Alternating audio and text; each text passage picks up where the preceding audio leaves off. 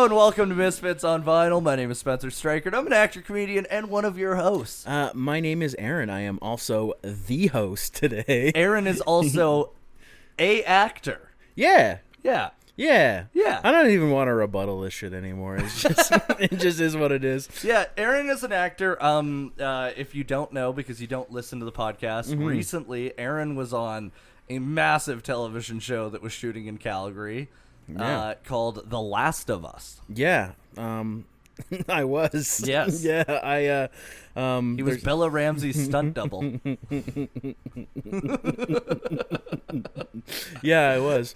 They nicknamed me Bella Jamsey. Bella Jamsey? Yeah, because I'm jelly. or Belly Ramsey. Belly Ramsey. Belly nice. Ramsey. Belly Ramsey. Like the rapper Belly. Yeah. Oh, yeah. Yeah, he's the one that's saying, yeah. I don't know what Belly's saying, actually. Yeah. No, I thought that was Usher. Yeah. Yeah, that's Usher. Wait, no. Nelly saying I'm saying Belly. I know, but I'm saying Belly as well. Belly, Nelly Belly. Nice. Nelly Belly. Nelly, Jelly Belly. Good old Jelly Nelly Belly. The Jelly Belly. Good old Jelly Belly. This episode is sponsored by Jelly Bellies. Jelly Bellies, where you can put your jellies in your bellies. Yeah. Have some yum-yums. If you want disgusting flavors, Yeah. Jelly Belly. Jelly Bellies. Jelly Belly. You can taste foot. Foot by Jelly Belly. Foot by Jelly Belly. Toe Jam by Toe Jelly I realized recently that Pearl Jam meant like clam juice. Oh, interesting. I didn't know that. I don't actually think that's true. Yeah, It sounds right. it does. Like, because Pearl Jam, like vagina jam. I understood. Yeah, Yeah. like fluid but crunchy. Nice. In the You're a misspoken Anyways, I feel like since I'm in the driver's seat today, I'm gonna drive. Every week on Misfits on Vinyl, we review albums. I'm not gonna get into it right away, but we've been looking for albums that you guys want us to review. Yeah. So send your recommendations to us at our email or DM us on Instagram, on the old TikTok, whatever you prefer. Slide into my DMs. Yeah, slide into Spencer's DMs. Slide into my DMs. Actually. I might not read it for a while. Yeah. He's so famous and I so went through a lot of my popular. hiddens recently, and I Nice. missed out on some career opportunities. Really? I found out. Really? Yeah. This one guy messaged me and was like, "Listen, I know how to like help you out with crypto if you click this link." Fuck. Dude. And I was so close to having so much money. You know how many Shein fucking gift cards I've missed out on? Dude. I get tagged in a Shein fucking gift card. And I don't even know what Yeah. Shein is, except for Charlie and Martin. Yeah, no, it's like some Chinese Emilio. website. But to get the gift card, you have to give your social insurance number. But I don't remember mine, so that's the problem. I always just put 7 random numbers. Nice. That's usually how it works out. That's not even the right number for a social security number. I put 15 numbers down.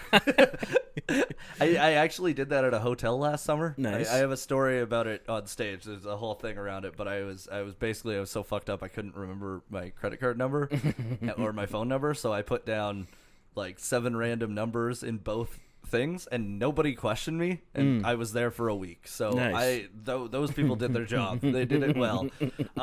Okay, before we get into talking about anything, Yes. we got a special beer to crack. Oh, we sure do. It's 'Cause back, baby. We are back. I'm back on the sauce now that I'm on tour. I've got my material refined. I'm on tour. I'm having fun. So this is from our official, non-official sponsor of the podcast, Cabin Brewing, and it's a brew that was designed by our very own The recipe by Sam. Betcha. This one is my recipe. This is my first official recipe with Cabin. I've helped develop some other stuff a little bit, but this was crafted by yours truly. Now, I have a question, Sam, about this beer. What because the packaging looks a lot like the super saturation Yeah. and the super duper saturation, and this is called the Supersonic. So it's in the family. It's in the family. It's in the family. It's a hazy IPA. Is it an extended cousin or like a stepbrother? We're looking at like stepbrother territory here. Okay. But like stepbrother that you've known since you were 6. Ooh, okay. Yeah. Yeah, so you grew up with it, not like my stepbrother who I still don't know. Cheers to Let's that. try it. Cheers. Oh wow, that is very tasty. Tastes like shit, Sam. Yeah. Well, I put my actual shit in the beer. Yeah, that's quite part good. of the recipe. It's quite good. I like it. It's brewed poo. Prue. Prue. I can't. No, that's Peru. good. Good job, Sam. Good job, Sam. Proud of you. you, guys. Congratulations. And that also means that we have our record cups. Oh, yeah. Which I feel like, because it's been a while, we've had 8 episodes since we've had the record cups, which is impressive. Oh, that's satisfying. Yeah. Cheers to that, And boys. we didn't break the handle this time. So Well, from the last time we drank, we've had a couple things happen. You had a couple very successful weekends out on tour. Yes. Okay. So the first weekend of the tour was in Invermere. We had a small but mighty crowd. It was very fun. One of my openers, Gabby Rose, turned a lady lesbian. Nice. And by that, I mean this lady is definitely a lesbian, did not realize it. And then when I was on stage, Gabby's smoking a joint, and this lady comes up and she's like, I think after my husband dies, I'm just going to date women because, the thought of dating a man really disgusts me. And Gabby's like, I think that means that you're a lesbian. And she's like, oh, no, I just don't want to date any men. I'm not one of those. I'm not one of those. But slay. But slay. But it was great. We had a really fun show there. And then this last weekend, I was in Medicine Hat and Swift Current. And Swift Current, we were 4 tickets away from selling out. And in Medicine Hat, when I got to the venue, I got the ticket notification that we were officially sold out. So, That's awesome. They were both really fun shows.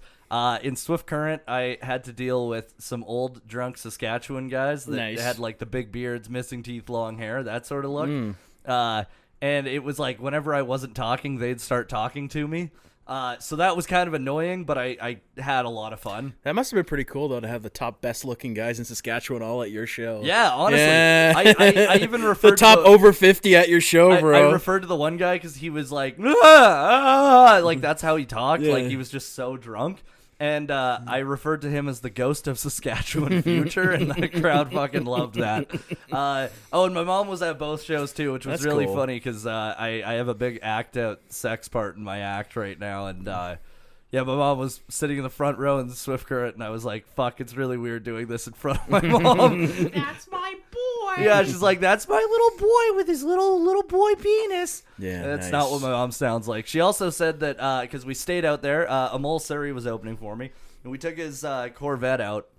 We stayed at my parents' place, which is small farming community, middle of nowhere. They have like 6 acres, and we're out there, and like Amol, it was so funny because he's like, "Man, your parents are great, but I see exactly how you are, why you are like you are." And I was like, "Oh, that's so funny." But yeah, Medicine Hat was also fun. Dug myself out of a bit of a hole, but I actually had at both shows in Swift Current, I had somebody say that they listened to the pod. That's cool. So that was cool, and in Medicine Hat as well. But in Medicine Hat, I gained us listeners, so that was a fun.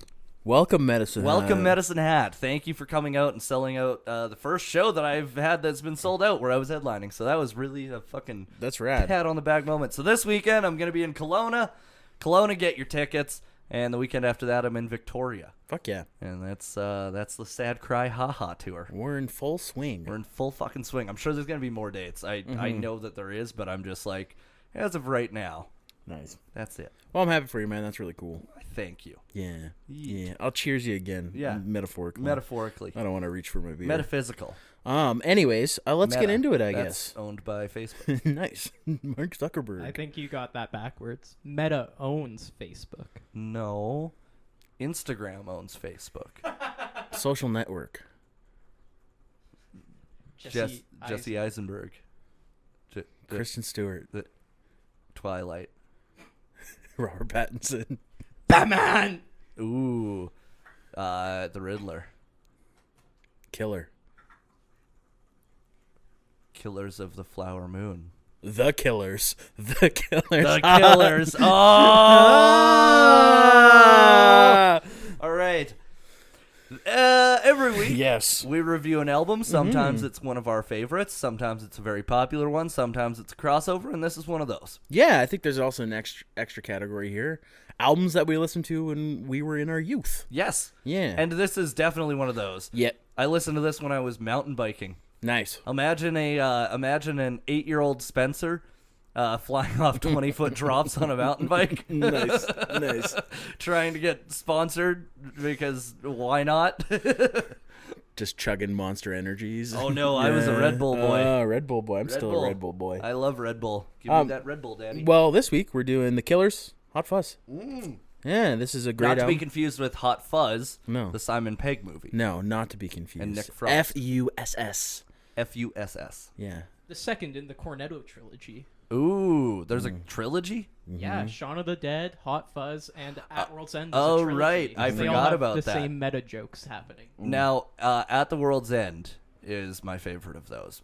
I like Hot Fuzz. I like Hot Fuzz, Love them too. all. Yeah. They're all perfect. Edgar Wright's a great director. Edgar Allan Poe. Edgar Allan, The Raven. Ooh, Nevermore. The Alchemist. The Cask of Amontillado. Ooh. That one's the creepiest one. 'cause Yeah. The guy just seals the guy into a cask slowly. The guy can't do anything. And then as he's walking away, he can't hear the screams anymore. Oh, nice. And it's only a short story, and it fucking rocks. That one needs to be a movie. All right. All right, so let's get into it. Yes. You're leading the episode. Yes, this I week. am. Hot Fuzz is the debut album of American rock band The Killers. Ooh. Released on June 7th, 2004 in the United Kingdom and June 15th, 2004 in the U.S. by Island Records. Why was it released in the UK first? So they actually had they were kind of signed to two record labels, but Okay. they're kind of like similar to the Strokes where they gained a lot of popularity in the UK first.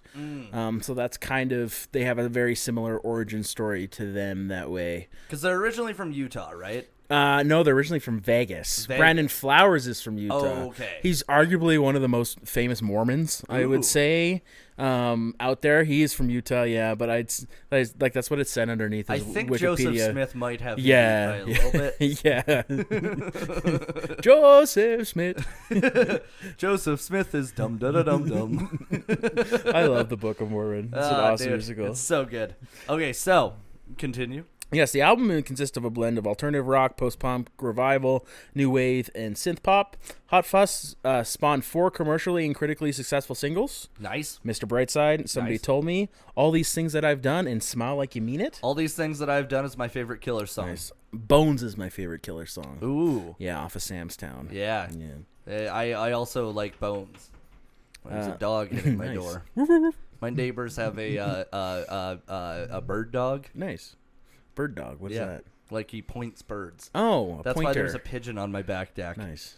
It's just in a fucking crate that gets pissed on with rain. I feel so bad for this fucking pigeon, dude. I've put like mats over top of it I sometimes. didn't even know there's a pigeon out there. I wanna Yeah, go dude, meet I'll him show now. you after the Yeah, pod. that sounds good. The album was recorded at various points throughout 2003 with Jeff Stoltzman in Berkeley, California, with the exception of Everything Will Be All Right, which was recorded by Corleen Bird in guitarist Dave Kerning's apartment. That would have been like a year before they recorded the album. Oh wow! And most of these albums on this track are actually demos. Most Which of these albums on this track. Sorry, most of the tracks on this album. See, now I understand what it's like to be you. Many of the tracks were originally recorded as demos, which Okay. the band decided to keep them for their spontaneity. The album was mixed by Mark Needham at Cornerstone Studios in Los Angeles and Alan Moulder at Eden Studios in London. What did Alan Moulder do before? He was on X-Files. Oh, sick. Yeah. And with Scully? Yeah. Yeah. My friend's dog was named Scully. Nice. Yeah. Nice. Yeah.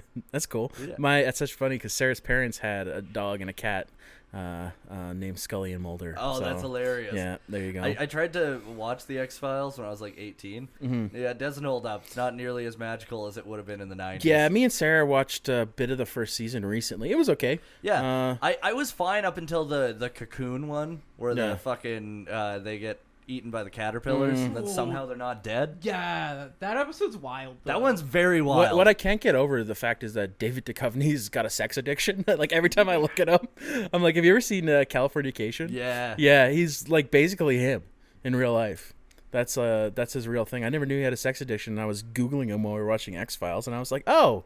You want to hear something really wild about David Duchovny? Yeah. One time he was on, what's it called? Who Wants to Be a Millionaire, like the celebrity one, to win money for charity.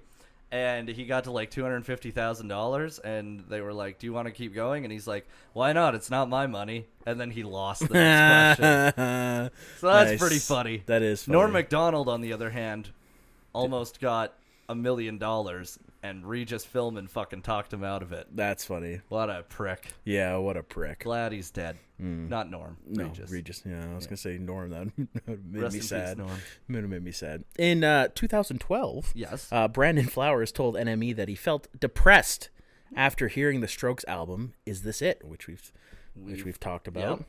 The record just sounded perfect, he said. We threw away everything we were working on, and the only song that made the cut and remained was Mr. Brightside. That makes sense because it doesn't quite sound like everything else that was on the album. So the songs "Midnight Show" and "Jenny Was a Friend of Mine" are two parts of the so-called murder trilogy, detailing the fictional story of a woman who was murdered by her jealous boyfriend. Wow. The first part, "Leave the Bourbon on the Shelf," appears on the band's B-side and rarities compilation called Sawdust. Later on, that was released much later on, I think like 2014-ish. Yeah. Because that was after I was out of high school. Yeah. I do remember when that came I out. haven't really listened to the Killers since like their 2008 album. Anything after that, remember- Battleborn and any of their stuff. They've released 3 albums in the past like 3 years, which I had no idea that they did. They had, I think it was like around 2012. Yeah, that's Battleborn. Yeah, that's the one that, that's the last one I listened to. Yeah, I haven't listened to any of their stuff past Day and Age, really, with Human. I just remember it was a wild year in 2012 because we got 3 Green Day albums and a Killers album. Nice. And that was a fucking great time to be in high school, let me tell you. Yeah, you're not wrong. Great time to be on the football team, boys. Fucking, wow. Nice. Got some great pump-up music there. Yeah, good old Green Day. Good old Green Day. Yeah, hot take. I'm not really that into Green Day. Really? I will say this. I think American Idiot is in my top 50 albums. Nice. Yeah, me too. That album was very influential on me. Most of their other work can kind of go Yeah. away. Everything else kind of sucks, but that album, I remember when it came out because I was in grade 4. It was like around the same time this album came out. And both of them were like mind-blowing albums for me. Because like with American Idiot, Green Day kind of like rebirthed punk in a way. Yeah. Like they took basically what the Sex Pistols did with Anarchy in the USA. And made it better. And who had done a fucking punk concept album at that point? So, fucking amazing. Nice. Let's continue. Yes. Sorry. Yeah, that's okay. I feel like you now. I get it. I get it. The album heavily features a vocal effect called Echo Farm on Flowers' voice. And the album cover was photographed by Matthias Klammer in 2000. It's in the southern region of the suburbs in Beijing, China. And they had a little bit about what it actually says in the Chinese writing. It was like construction material sold here, something stupid like that. Yeah, actually, I wish I remembered exactly what it said, but it was dumb. All the members of the bands had contributed to the writing. Lead singer Brandon Flowers has writing credits on every single track. Ooh. Where Kerning and the drummer kind of and the bassist are on a handful of tracks here and there, but Flowers basically is all over the entire album. And they're a 4-piece band, right? Yes, 4-piece band.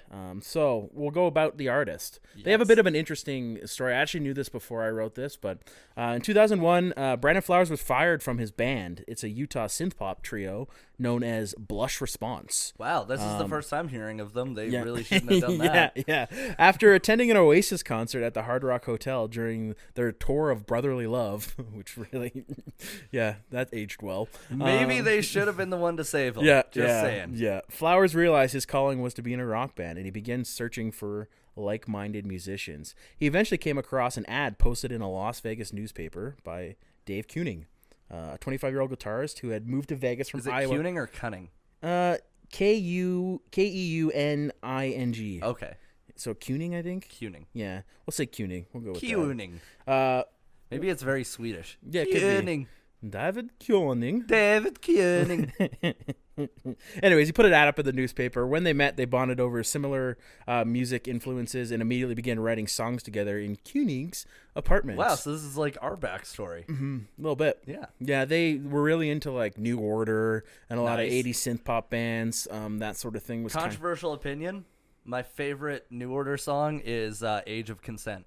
That's a good song. It's I a really like that fucking song. great song. Yeah, so they kind of bonded over the same sort of love of 80s music, synth pop, even some punk stuff they were really into. They Nice. have a lot of crossovers.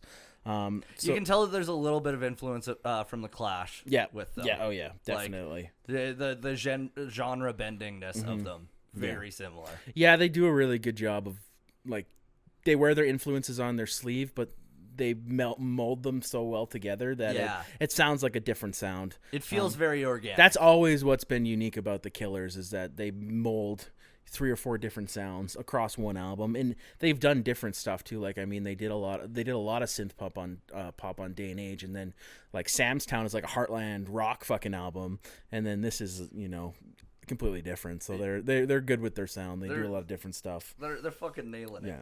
So the name of the band, the Killers, was the name of a fictional band in the music video for the New Order song Crystal. Ooh. It was actually on the bass drum is where they saw, and that's where they got the band idea. Really? And where they got the logo, which is interesting as well, Brandon Flowers is at like a record shop, and he saw the Elvis CD for his 30 whatever greatest hits, or whatever it was, and it had like I forget the name of it, but you know the logo, it's like I forget the name, a marquee sign. Yeah. So he saw that on the Elvis thing, and then they had Koenig's roommate's girlfriend design the logo for them, make it like a marquee sign. They've used it since. It was like 2002 he found this out. Wow. Before even the whole band was together.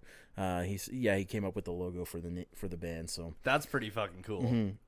So in 2001 they headed to Kill the Messenger Studios in Henderson, Nevada. They recorded 2 tracks. First was Mr. Brightside. Nice. And that was the first song that Flowers and Koenig wrote together. Wow. Yeah, so that's an that is interesting crazy because I relative, think that's probably their most well-known song. Like, I'd not say that it's up there. Not that like their other singles weren't as well known, but I mean like in terms of how many fucking movies do you see specifically that song in movies and TV shows? Now it's a meme too. It's Yeah. it's like, you know, when Mr. Brightside comes on and there's white people around and it's like everybody's fucking going mental. Yeah, it's like it always gets played at a club and played at a wedding. It's ridiculous. Oh, I have a great story of being at a festival up in Edmonton with comedy festival improv, and we're at I'm glad you corrected yourself there because that is it's a different very thing. different. I know you'll call me out on that shit 'cause I don't do actual comedy. But we were at a Sam's bar. not funny at all. I'm fucking atrocious. Either way, there was a jukebox there, and I spent $15 and played Mr. Brightside on loop. Nice. Which was about, I think it was like 75 cents a play, something like that. Nice. And the owner or the bartender, whoever was working there, after like the 5th time, everybody was hyped too. Yeah. Literally on the 5th time, everybody was hyped. He came over and unplugged the jukebox. Nice. Oh my god, dude, that's Which so you funny. really did play it like double that time because the verse and the chorus are both the same. So you really did play it like you times that by 2. Basically. I was killing him, but it was so funny because there's a video somewhere, I might be able to find it. It'd be like, watch this as my buddy Abe, and it plays, and just he's like, oh no, and then every white person in this improv, so everybody but Abe, just woo!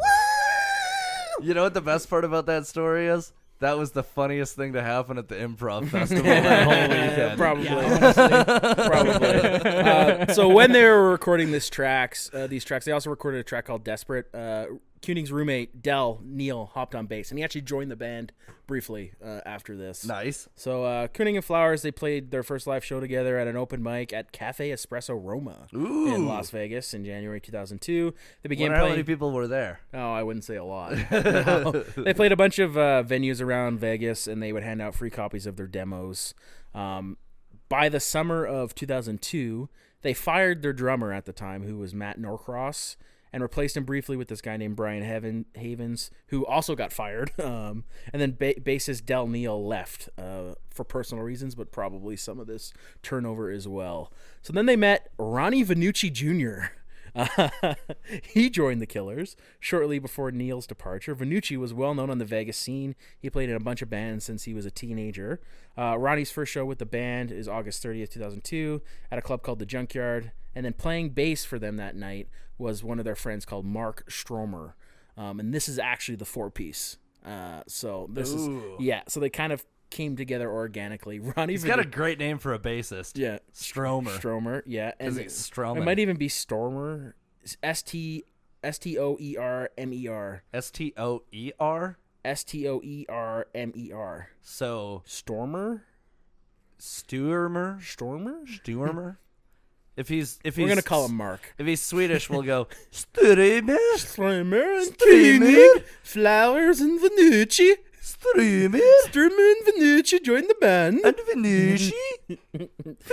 Ronnie Vannucci has got a he's got a fucking cool look. He's got the fucking handlebar mustache. He's a cool looking guy. Yeah, I remember when I first started listening to the Killers. I was like, one day I want to have a handlebar mustache like Vannucci Jr. Like Vannucci.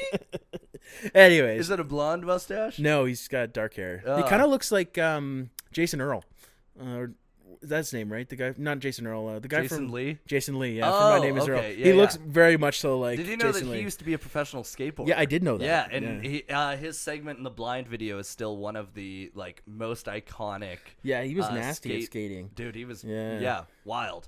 And also, he was at the time when it was like Rodney Mullen, Tony Hawk. It was like he was like one of the icons and legends of street skating. He's also in the Killers and is under an alter ego. That's pretty cool. Ronnie Vannucci Jr. That's like how Will Ferrell's in Red Hot Chili Peppers. Yeah. So the band were keen on getting Stormer, Mark, to join them on a permanent basis, but he was initially reluctant to commit. They had first approached him about being a second guitarist and thinking about being a 5-piece band, possibly like the Strokes, but with a keyboard is what they said. So they really got a thing for the Strokes. They really do. Yeah, but they're really stroking them off. Did you guys listen to the new Daft Punk single? I did. Yeah, I did not. Infinity Repeating with Julia Casablanca on it as well. Ooh. That's good. It's really from good. The Strokes. Yeah, from the Strokes. From the Strokes. From the Strokes. And with the Voids. Yes. So like that. So it was more the Voids than the Strokes. And the Voids. Well, I have avoided it so far, but I'll check it out. I recommend it. It's hilarious because it's labeled as a demo, but it's just a fully mixed and produced song. I will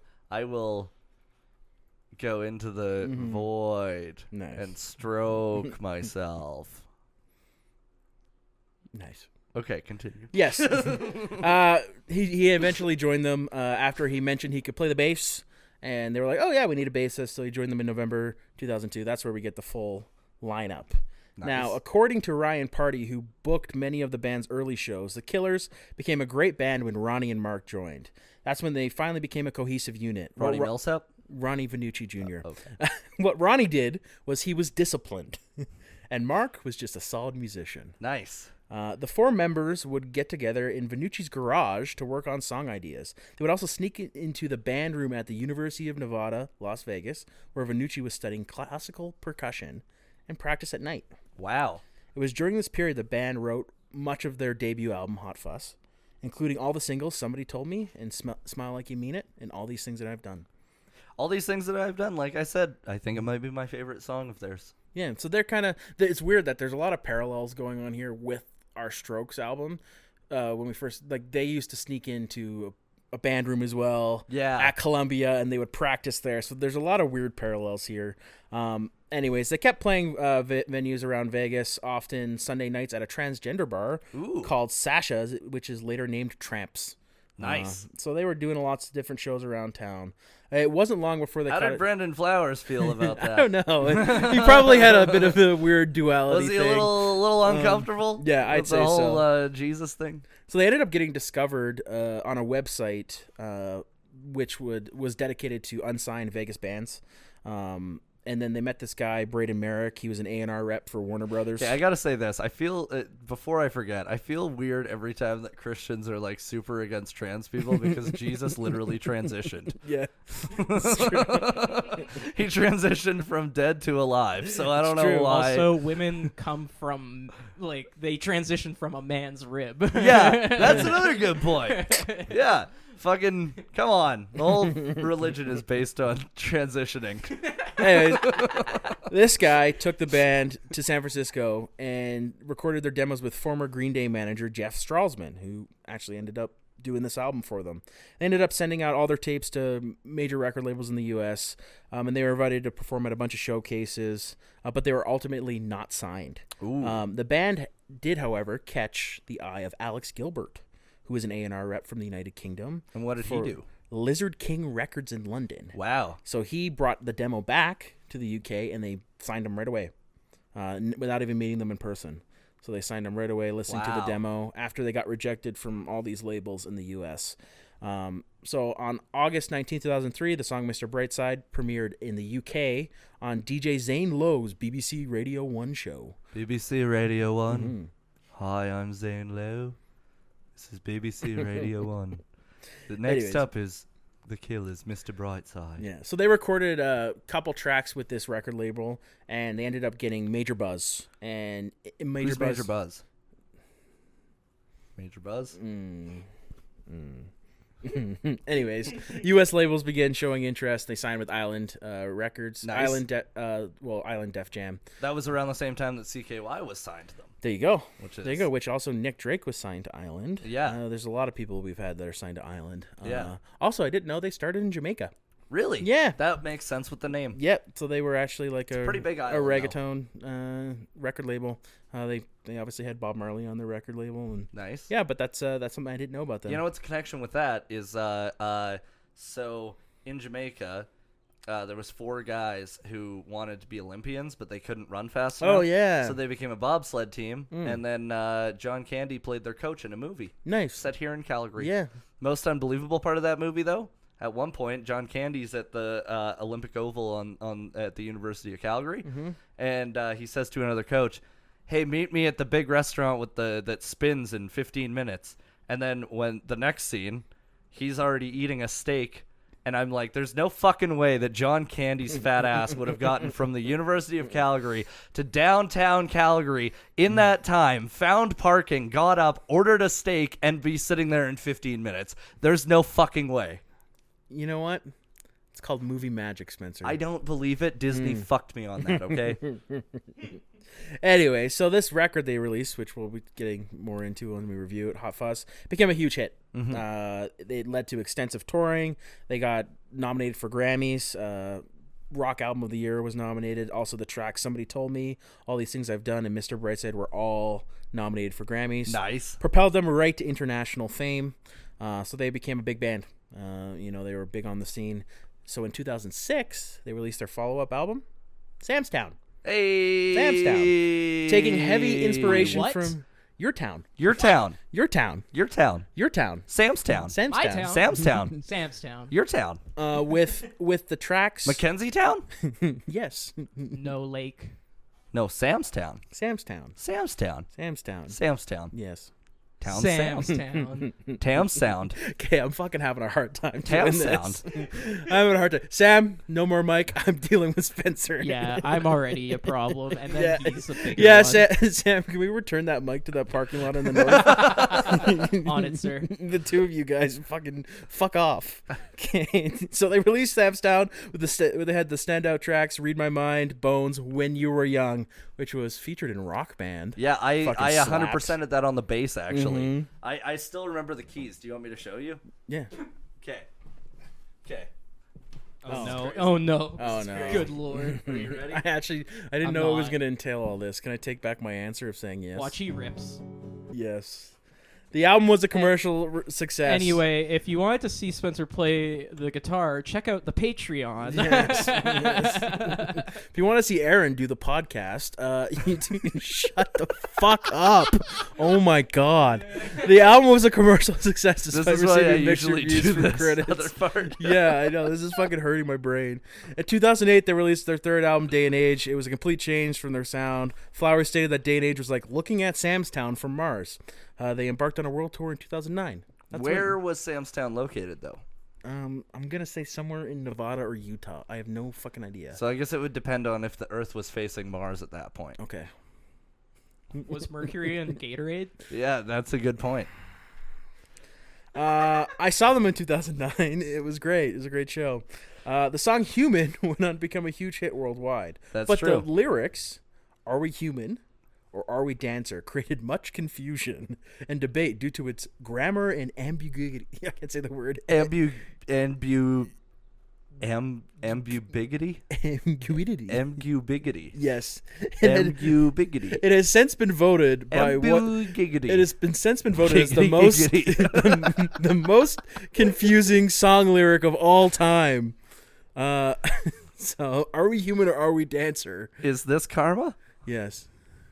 Yes. Apparently, it was inspired. I don't know what this is karma for me. I don't know what the fuck I did. No. I was saying because of the Taylor Swift song where she's like, "Karma is my boyfriend. Nice. Karma is a cat sitting on my lap because she loves me. Nice.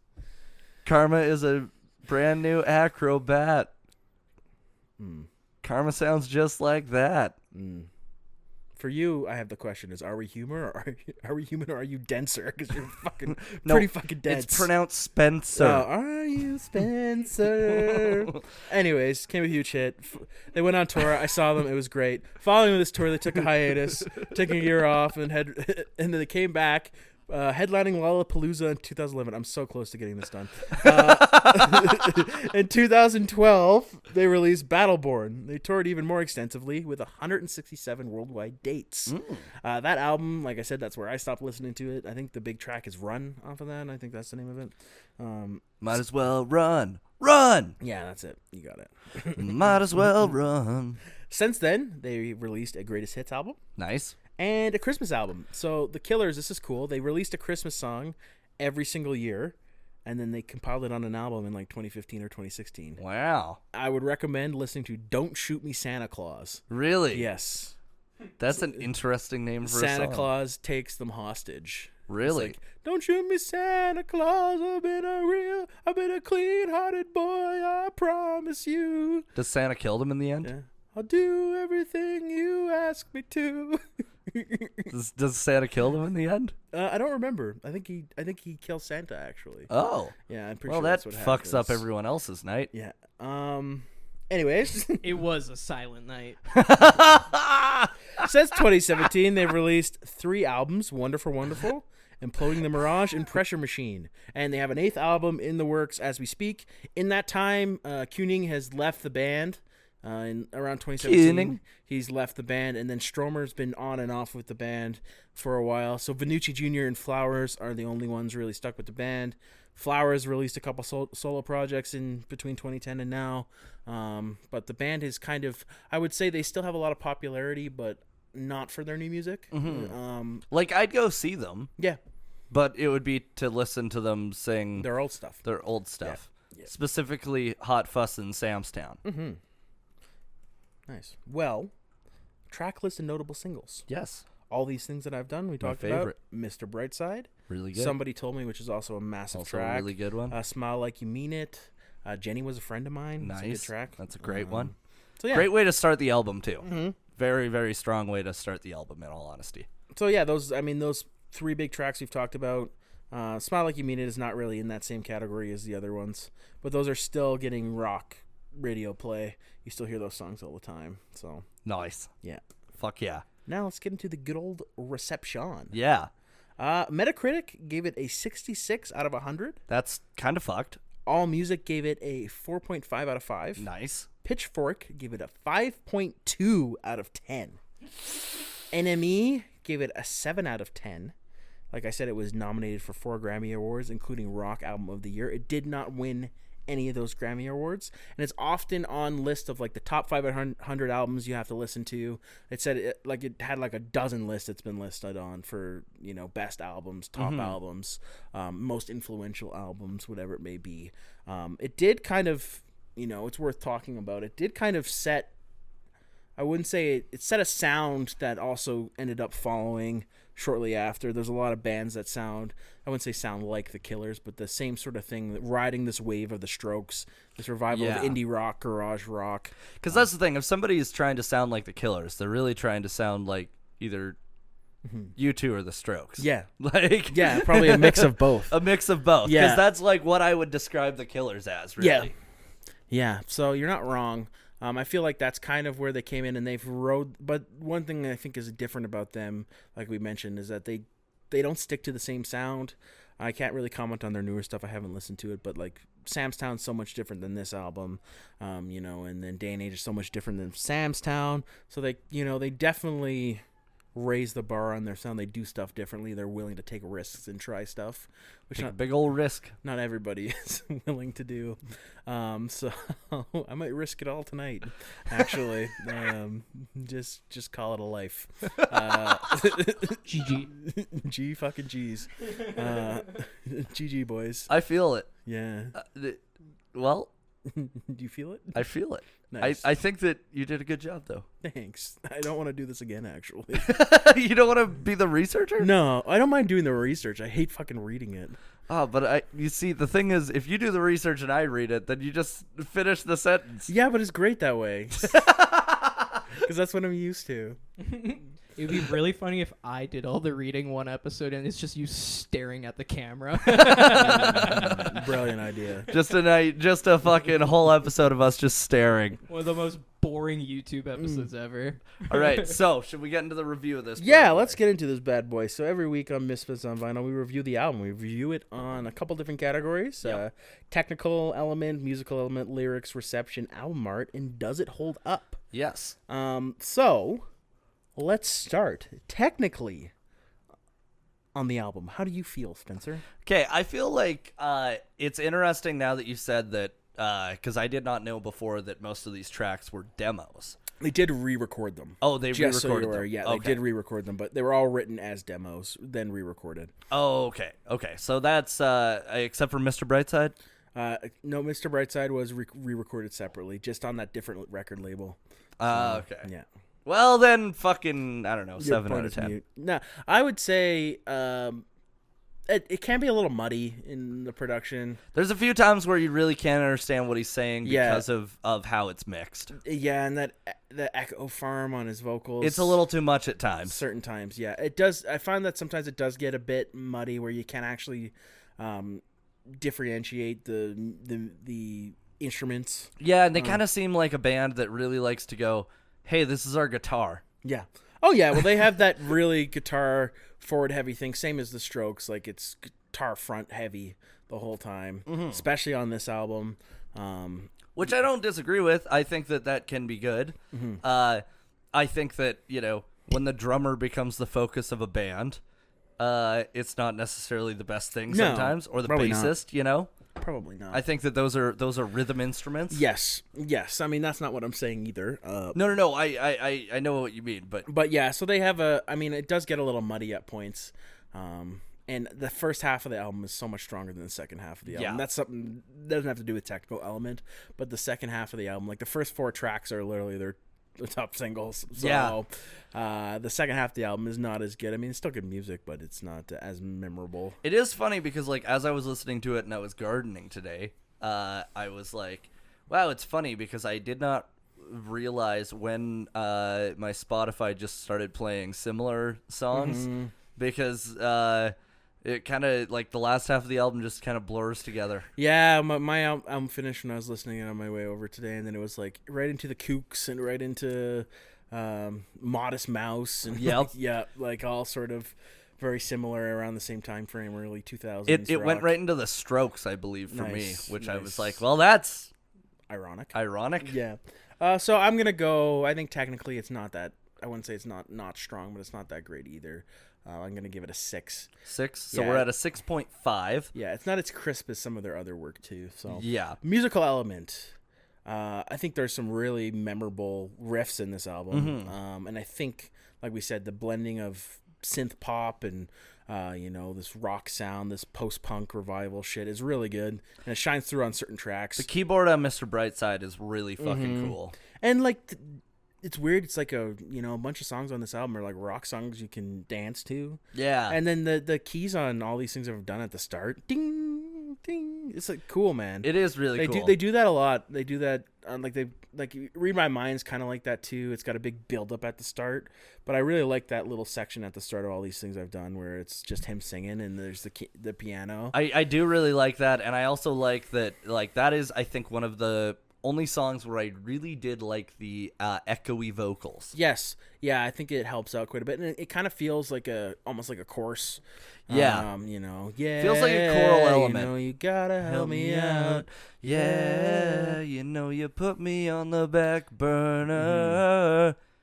You gotta help me but out. I'm not a Soldier. soldier. I got soul, but I'm not a soldier. So I think musically it's a very strong debut. I think they're doing some unique stuff for the time, stuff that still sounds unique. So I mean, like Mr. Brightside is such a classic song. It fucks everything from the lyrics right to the. You know what I found out too? Actually, it's kind of creepy. Andy, You're a Star, that song. Apparently, it's just written about this popular guy in high school that Brandon Flowers was kind of obsessed over. Really? Yeah. That's wow. That's what I found out about that. That's terrifying. Yeah, he was the top dog Mormon in Utah. He had 2 Bibles in his hands. Yeah, so that's a little interesting. He could knock it on 2 doors at once. He had season tickets to the Utah Jazz. Yeah. So, anyways, musical element, I'm going to go a bit higher. I'm going to go 7.5. He wrapped oven mittens on his hand before he went to bed. Nice. He was the king of the soakers. Yeah. Yeah. He was a super soaker. He was a super soaker. I'm going to go 7.5 out of 10. Yeah, I'll meet you on that 7.5. So we're up to 7.75 right now. Yeah. Yeah. Oh, I thought we were at a 7. 6.5, and then 2 7.5. Yeah, you're right. Yeah, so we're at 7.25. So lyrics, I think they're okay. I think they're solid. Yeah, I think that they're like pretty mid ground, honestly. Some of the stuff, I mean, like we said, Mr. Brightside's like the ultimate jealousy song. Yeah. Also, that's apparently written out of some truth in his life. His first girlfriend cheated on him. So, ooh, yep. That sucks. So that's you ever been cheated on? Yes, I have. Yeah, it sucks. Yeah. It's not fun. It does suck. That's the least fun thing that can happen. Yeah, actually, it's long enough time has passed. I've moved on from it. But one of my first girlfriends also cheated on me. She went to Bible camp. Oh no, she got soaked? No. She got finger blasted? I don't know what happened, actually. But she told me that she only had room for 2 men in her life, and it was her dad and Jesus. But there was also this other guy on the side. So, yeah. So, yeah, that was a tough pill to swallow. That was a really nice way for her to say anal. Yeah, a tough pill to swallow in grade 8. Yeah, the other guy was the Holy Spirit. Yeah, that's true. I had a fun experience at a confirmation camp out because I used to be Anglican. Nice. I think I've said that before. We had to go to a camp out the one weekend, and there was this girl who I didn't know wanted to fuck me, and then she kept being like, hey, let's sneak away. This is a recurring theme of my life, and I don't know women want to fuck me, and then they tell me later. But then she texted me a few days later, and she's like, I really wish I could have blown you that weekend. And I was like, I wish I had known that weekend. Damn it. Damn it. Dang it. Fuck you, Jesus. Weird, because I also texted you the same thing. That's true. I was gonna say so did the pastor. Isn't that fucking? My pastor's name was Father Dick. Just Okay, so you know. nice, Yeah. nice. I was about to say Father Stew. I got movie. removed from being a server, like an altar boy, because when I was sitting there with the other altar boy, I kept making him laugh the whole time. Nice. And it was during the service when the old ladies were up there talking about the Jesus verses. They're talking the God words, and I Nice. kept turning to this person and cracking jokes. And I could look at the priest, and he just was staring holes right through my fucking skull, and I would just be like, he was actually eyeing you up and down. That's what really happened. he might actually listen to this podcast. You think so? Yeah, he still follows me and supports me and everything. Sorry, sir. That's okay. Well, that's nice that he supports you. He's actually a genuinely nice guy. Not a kid toucher, I will say. Yeah. He's not one of those. Nice. Had many a times that were very fun at his house where we watched movies. Sounds fucking awful, I understand. Yeah, the setup is we watched Pirates of the Caribbean and talked Nice. about how it related to the Bible. Oh, cool. Which actually was a pretty interesting. It helped me get it helped with my critical thinking.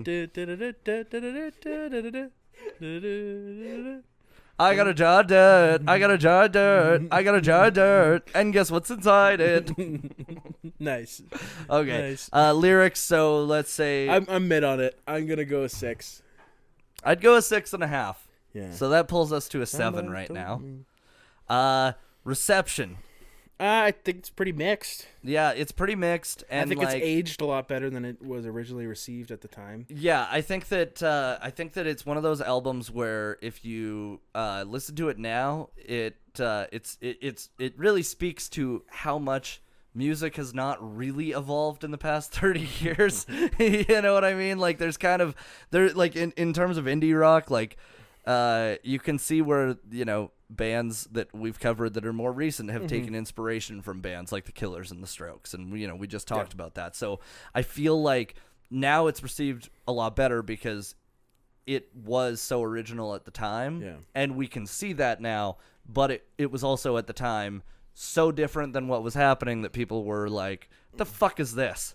Yeah, well, I don't even know. Like, I don't know if it even was that. Like, I think it's aged well because the singles have aged well. And, you know, it was received better now because the singles have become such classics. But, like, honestly, the album as a whole, it's like, I'm not that crazy about it. Like, personally. I think as a whole, the album is, you know, it's the singles are the singles, but the rest of the album is not as full-flushed.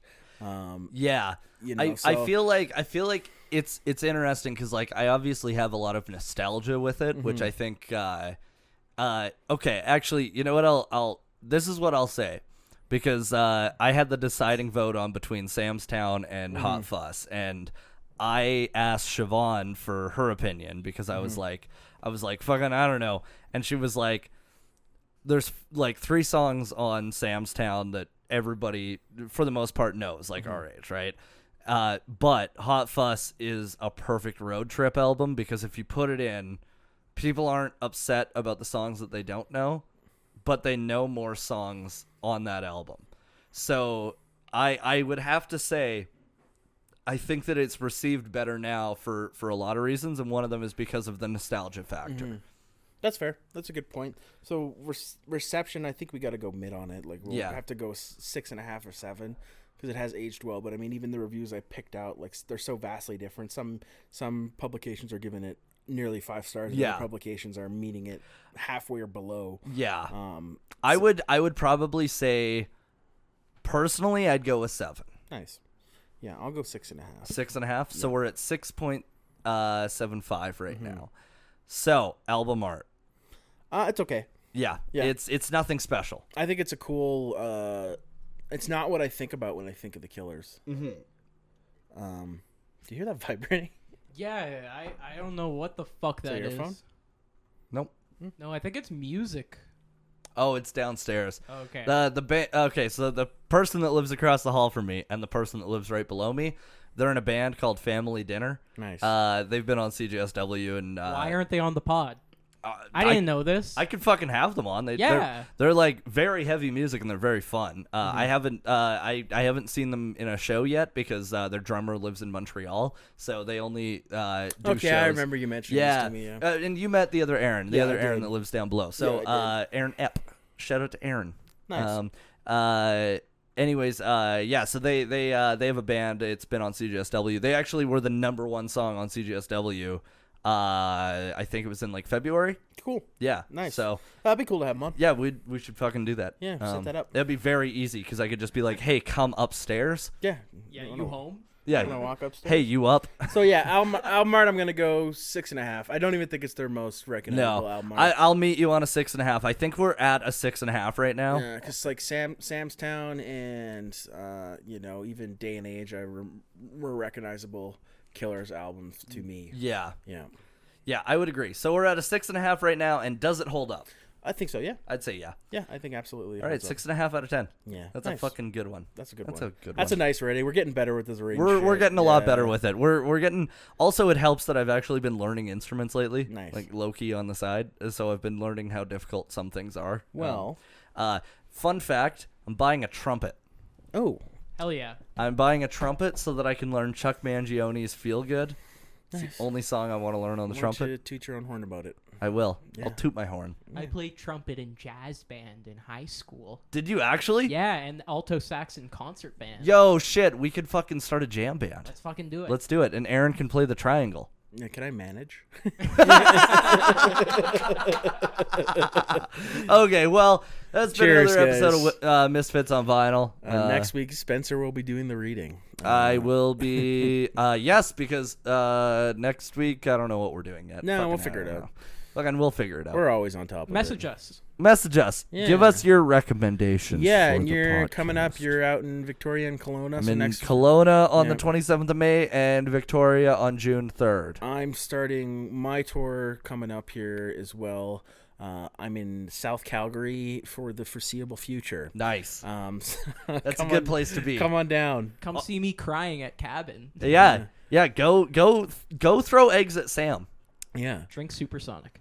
and Drink and, Super and Sonic. tip the bartender. Yeah, because all right, he's a cool. friend of the show. Cool. Yeah. All right. Thanks. Well, thank you for listening and anal contusions. You bastard. Thank you for listening to this episode of Misfits on Vinyl, hosted by Spencer Streichert and me, Aaron Walsh, and of course produced by Sam the Tech Man, Sam Lindsay. If you like us, please rate us, subscribe to us, share us. Our socials are Misfits on Vinyl Podcast on Instagram and TikTok. If you want to send us an email with any suggestions or criticisms, we love that shit, so send it away. It's misfitsonvinyl@gmail.com. We love you guys. Thank you.